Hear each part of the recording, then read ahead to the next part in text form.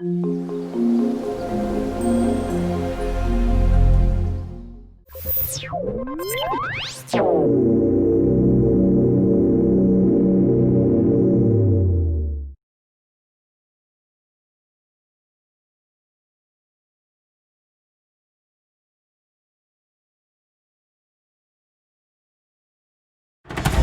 nature. I will go home. I am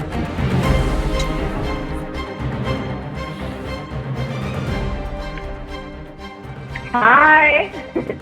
Hey, how are you? I'm fine, thank you. So I'm going to introduce you briefly for our viewers so they know who Okay, Daka is. Yeah. okay. So hello guys, my name is Linda. I have here with me Daka Oruwari, and our topic we'll be speaking on the role of visual arts in sustainable development. Um, so Data is the visual artist who is very passionate about creativity and its role in shaping society. And in her manifestations, as a visual artist, she tackles cultural narratives and is currently focused on creating sacred works of art that seek to reconnect humanity to spirituality from an Afro-Indigenous perspective. And her work draws inspiration from African mythology, cosmology, visionary arts, and contemporary dot work techniques. And she's showcased how her work has been featured in various art fairs and exhibitions, both home and abroad. So welcome, Data. We're very happy to have you Thank you with us. guys for having me. Thank you. Thank you. hmm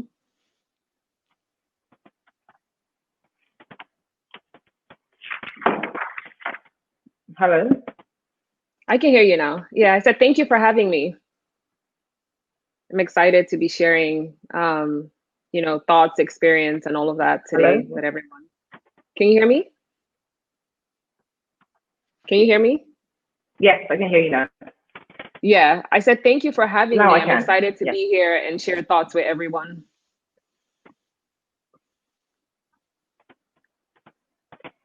Great.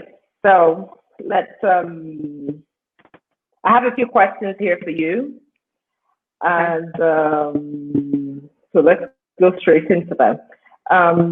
In the role of visual arts towards achieving sustainable development has been a little bit dormant.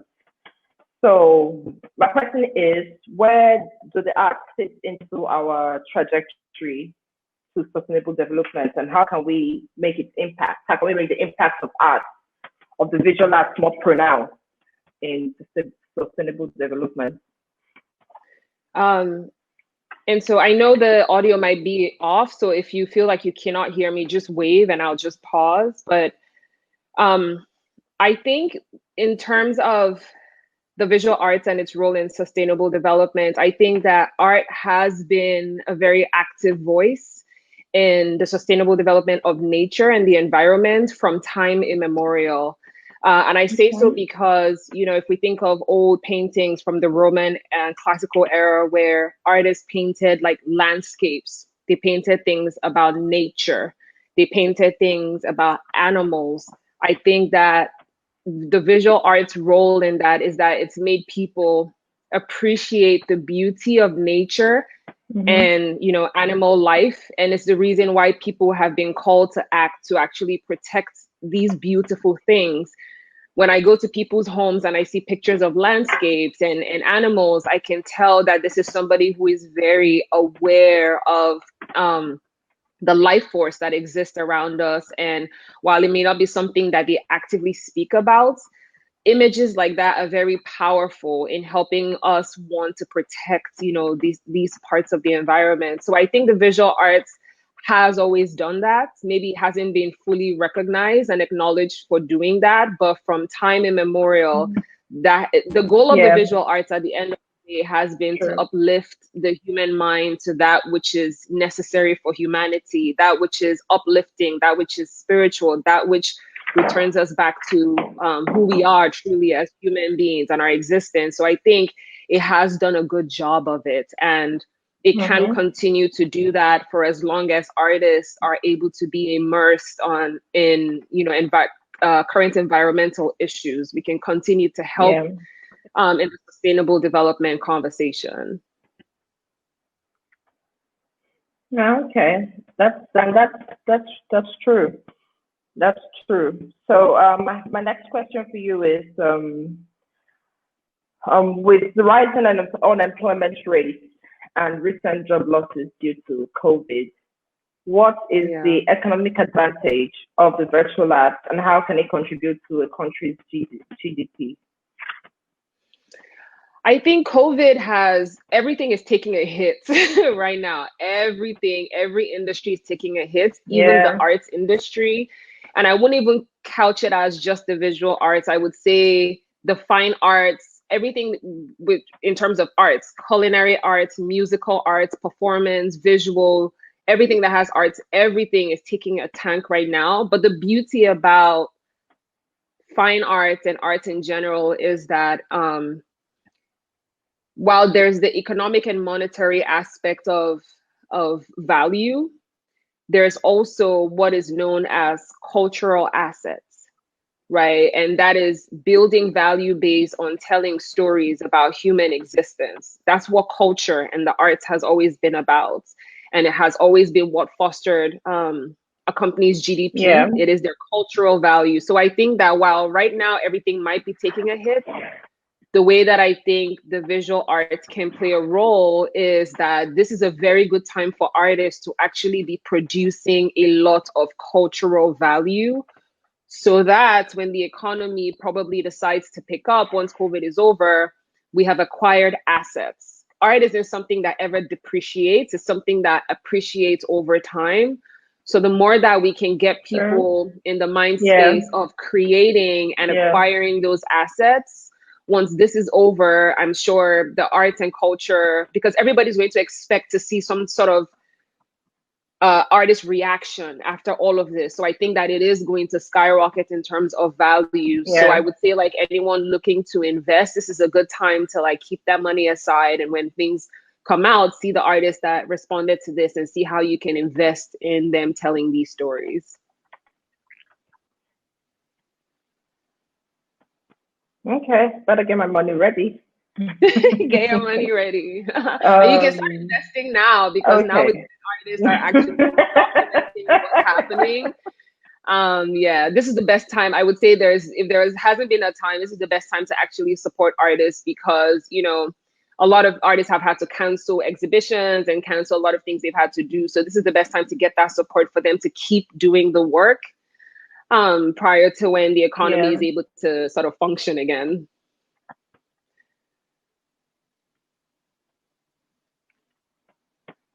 Yeah. Okay. So I have another really interesting question. Yes.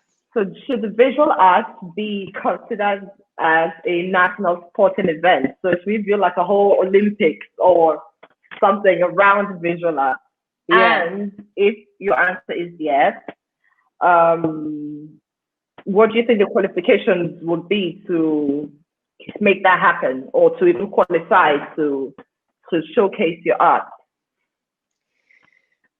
So while you were asking the question, the reason why I squeeze my face is that when it comes to arts, it's not something that is about competition, which is kind of what sports is about. It's just like competitiveness and all. I think that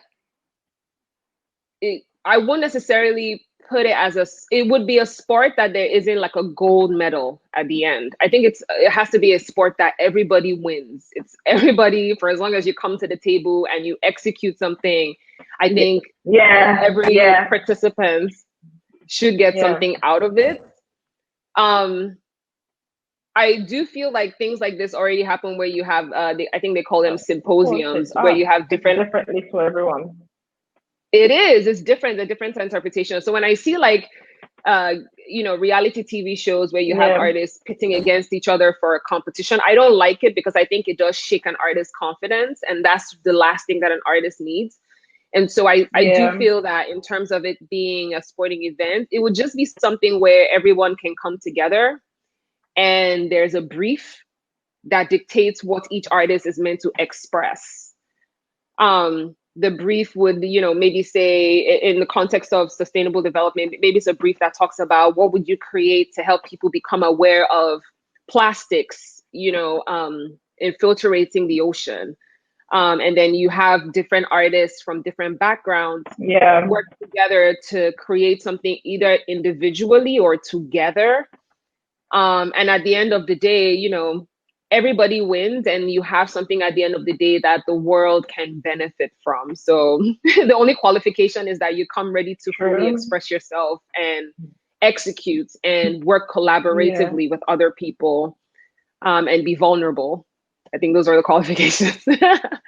I would say. Oh, I just saw it. Yeah, because that's what art is, right? It's expressing. It is expressing all your strengths, and at the same time, all your vulnerability. Yep, you have to bear it all. That's your. I think at the end of the day, an artist's core quality is sensitivity. And it's something that a lot of people, the stigma of society, the stigma of wanting to shame, and all of you have to get away from that, because your vulnerability is what sort of frees everyone else. And the audio, I keep. Oh, it's breaking up. Okay, I was saying that sensitivity is the power. Can you hear me?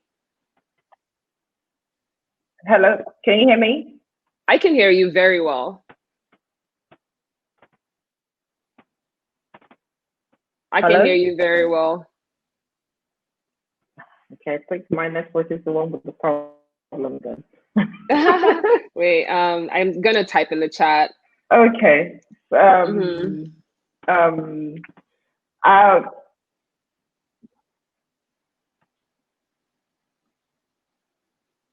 Okay. So this takes me to my next question. In Dr. Denike Akinshimolu's new book, The Principles of Green and Sustainability Science, she pointed out the role of science in innovation and invention.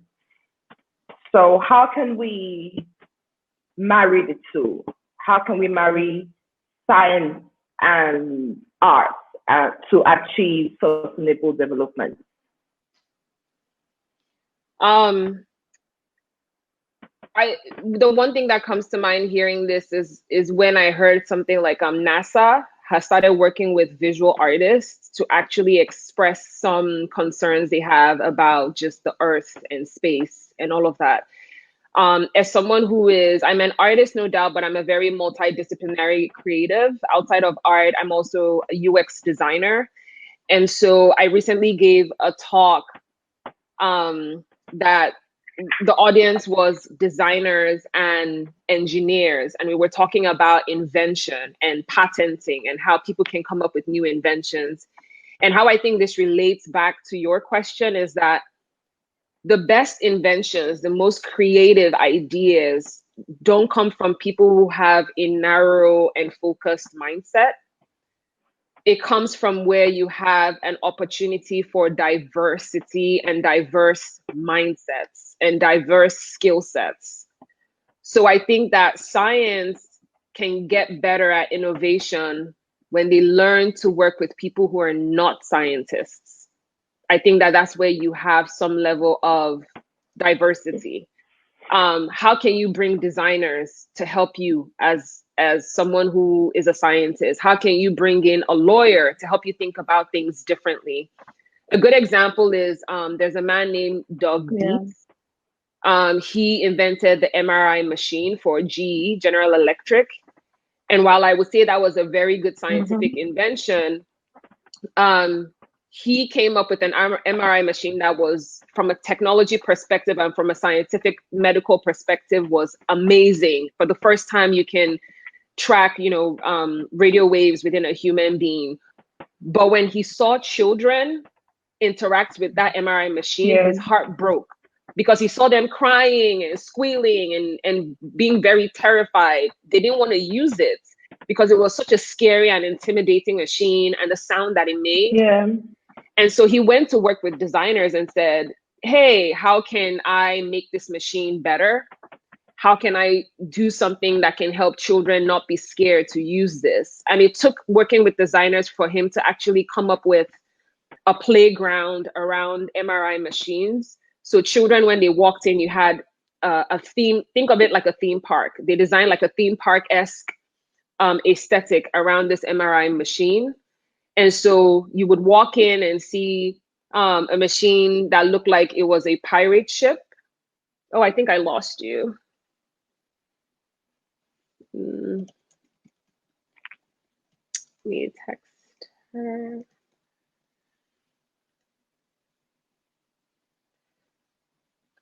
So I think, yeah, if anyone can still hear me, I think, Doug from GE worked with designers to actually reinvent how the MRI machine looked. And so, okay, I see you now. And so kids would walk into the medical facilities and then they would just see a machine that looks like a pirate ship, a machine that looks like a submarine.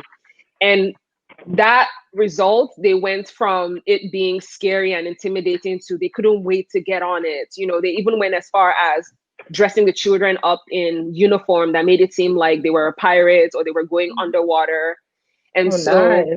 yeah, that wouldn't have happened if he didn't tap into a skill set that was very different. So I think in context of what Dr. Denike is trying to say, I think that innovation, true innovation and better inventions would happen when scientists start to learn to work with people who aren't scientifically in a scientific mindset, work with holistic healers, work with lawyers, work with cooks, you know, and someone who I think understands that mindset very much is Bill Gates. Bill Gates is one of the most innovative thinkers, and he knows very well that he is not who he is without the team of diversity that he has around him to make things happen.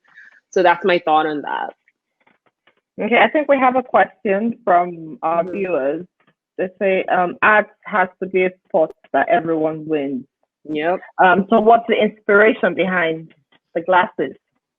Oh, I just had a friend who was a stylist and said, oh, you have this artsy vibe and then you need this like cat. I don't know. There wasn't really an inspiration. My friend who's a stylist just recommended this for me, and it just, I feel like it just frames my face well. Yeah, thank you. It does. It really does. Thank you. So, okay. Please send in your questions, our viewers, and so our delectable data, I'm sure she'll have answers for you. Okay, so I have another question for you. Sure. So visual arts has been known as a medium to satisfy our aesthetic desires.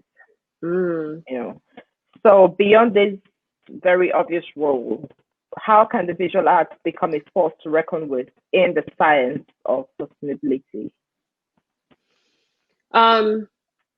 I think we first have to understand that while there's two different types of arts, for lack of a better term, there's two different types. There's art that serves the aesthetic pleasure, art for art's sake, right? Art just as you walk into a gift store, oh my God, this whale is so beautiful, you take it home. Then there's art that serves a very fundamental and functional purpose. And that is art that stops you in your tracks and makes you question things about your understanding about who you are, about life, about different social issues. Some even you're not even aware that as you're looking at it, your body and your mind are subconsciously processing things. And I think that type of art is what can, focusing on that type of art is what can create change towards sustainable development. There are a lot of artists that are funded and supported to take social issues, to take difficult narratives, to see things from a problem-solving point of view, and to create around how do we help people see these things differently. And within that same context, you have people who actually, like I know of artists who would take, let's say, plastic, because we know plastic is contaminating the ocean and killing animals, they would actually help reinvent that plastic in a way that can now be made into art. And so there's the opportunity for that to help solve problems too as well.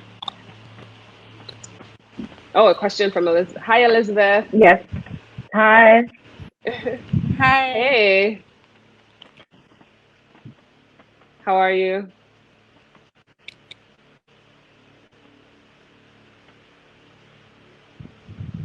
Hello? Oh, I think she's breaking up. Yeah. Oh no, we lost Elizabeth. Yeah. But yes, I think that understanding that there's art too that comes from a more utilitarian point of view and how you can harness that would be very beneficial. It's important to identify artists who that is how they work and expose them to these social issues that they could learn from, because I'm only as good as the information that I know. And I know if I had to work with some scientist or someone who has a lot of specialty in a particular issue, the more I sit and have conversations with them, back to the concepts of art, an artist's weapon is their sensitivity. So anything you're able to share with them, they're able to empathize and feel the pain from where the challenge is. As long as you're exposing artists to that, they're able to then work with that knowledge and then create things that are able to, from a visual arts perspective, visually communicate to people in the way that they can understand things. Things like symbolism. Yeah. So is Elizabeth not coming back? But doesn't look like, well, we hope. No. So there's just been so many issues with the network. It's yeah. You would think in 2020 we figured out technology, but no. And I have other Zoom calls and other calls that you'd get on, and the technology would just mess up everything you wanted to do. But this is going good so far. Yes, we have a question. Yay! So this is Sabika Shaban asking. He's saying we had an incredible exhibition in Qatar by Damien Hirst, which included a sustainability theme where it brought viewers to a jarring halt. So are there other artists that you particularly follow like that? Ooh, I do know some artists, but I'm very bad with remembering names. The particular artist in Ghana, I love that he takes, I think he worked with Facebook. And I think, for the person who asked this question, I think you can just maybe go on Google, just put plastic jerry cans. What's his name? Jeremiah, I think is the artist's name. I don't want to misquote, but he actually worked with Facebook and used plastic. He worked together with the people in the village, and they sort of made tiles of this different plastics and sort of connected them together and made a whole walkway. So as you're walking into I think the Facebook headquarters, you're stepping on it and you're mindful of this is a thing. You also have her name two leaves. It's gonna come up. Laurie Lipton, actually, Laurie Lipton. She also, there's a piece she has that talks about how plastic too is hurting the ocean. She has this very intricate and massive drawing of an ocean. From afar you see an ocean, but when you come close you realize the whole ocean is made up of plastic. And then she shows a little girl in the center of it all, just on her phone, to show how we're not paying attention. We're all just stuck in technology and not witnessing what's going on in the environment. Oh wow. Yeah, there are other artists who specifically do that, but I think there are other artists who don't really touch on specific sustainability issues. But for what someone like me, I do is I hammer on the concept of the way our ancestors from an African narrative understood that there is no universe without harmony of humans and nature. Nature is we're one. There's no such thing we're at the top of the food chain, someone is at the bottom. It's a whole ecosystem. So I think also bringing people's mindsets a deeper level to say, this is how you should acknowledge what's around you and understand that you are a gatekeeper for the sustainability of life, too, I think can allude to the sustainability theme. Yeah. Oh, wow. Yeah. So I think that's Great. Savika. I hope that answers your question. Yeah, I hope it does. Okay. I see someone is trying to join us. Hello. Hi. Hi. Hi. Hello. Hi, What's your name? Yeah, this is Shane for me. Hi, Sheon, for me. Yeah, I'm a big fan. Oh, thank you. Yeah. Okay, so I have this question. I was checking through your profile and I realized you're a lawyer and also like in the area of visual arts. Like how were you able to cope in terms of your parents accepting that okay, you want to study law and you're also doing like visual arts? Like how did you manage both together? To be very honest, my parents weren't happy. I was studying law, and for us that grew up in Nigeria, we understand this mentality where our parents want us to go down a particular path. I always wanted another path, and so at some point in my life, I had to tell myself that at the end of the day, I won't be happy if I'm living off of somebody else's vision of what I want to do. And so I had to somehow balance the two, where I was studying law, no doubt, but the way I would phrase it is like, I would study law by day. I would go to school, go to court through the trajectory of my career as a lawyer. But at night, when I get home, when I have that time for myself, I was drawing, I was learning, I was connecting myself with people who were more creatively inclined. And it was hard because at the end of the day, when you're balancing those two, there's nothing left. But at the end of the day, you owe yourself that.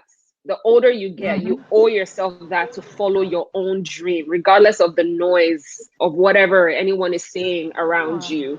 You don't have to, you can listen, you can take their advice, but in your heart, we all know the thing that drives us and fuels our passion. You have to fight. It's almost like a fight. You have to fight for it daily, for whatever it is that you want to do. Does that help answer your question? Yeah. Yeah, it is. You must have really made a very tough decision then. But are you happy now that like I veered away? like very happy with your decision? Like you don't have I feel any like I'm regrets? living the life of my dreams, having followed my heart. It took me a long time to get to where I am today. And I've missed out on like not having to go to art school and all that, but everybody's journey is different. Everybody's journey is different. There's no one direct way to do something. Sometimes you have to go around the bush before you get back to where you truly need to be. I won't trade my experience for any other thing. And back to sort of what I mentioned to Linda earlier, sometimes having a very diverse mindset helps you become a better creator. So I have a legal background. I was a model at some point. I've worked in animation. I've had experience with UX design. I have experience leading like a creative agency. And so all of that, it doesn't take away from me. All it does is add to me at the end of the day. I don't take every experience that I can get to learn something new or learn something different. I seize that opportunity. Wow. That's very nice and very inspiring. One of the things that inspire me about Thank you. Yeah. And know that you have it in you. Like Thank you very much. You have to fight for you don't have to physically fight, please. No violence. But it's like you have to, in your heart, regardless of what anyone tells you, be careful not to listen and let it get your spirit down. Nobody's going to help you figure things out. You have to be that person that almost like speaks to yourself and is like a cheerleader to yourself, you know. So I wish you all the best. Thank you very much. So thank you, Thank you. for me. For that. All right, thank you for saying for me. We have a question. We have a question from Miss Kate, and she's asking. She said, in Ukraine, some organizations transform plastic into art, benches, kids' playgrounds, and balance boards. Do you know any global foundations or galleries that support and buy sustainable artwork?